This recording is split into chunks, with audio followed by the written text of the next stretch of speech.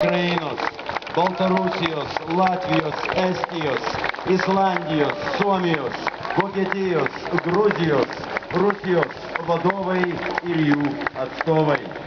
Dėkojame, kad galime būti kartu ant slenksčio į antrąjį Lietuvos tūkstantmetį.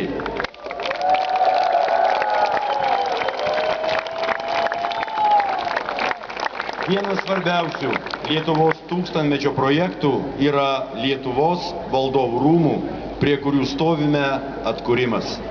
Rūmų portalo lotyniškas įrašas skelbia, kad tai yra paminklas Lietuvos tūkstantmečiui.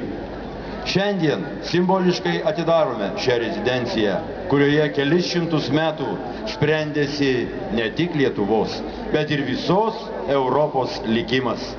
Likimas tautų, kurias čia šiandien reprezentuoja garbingi užsienio svečiai.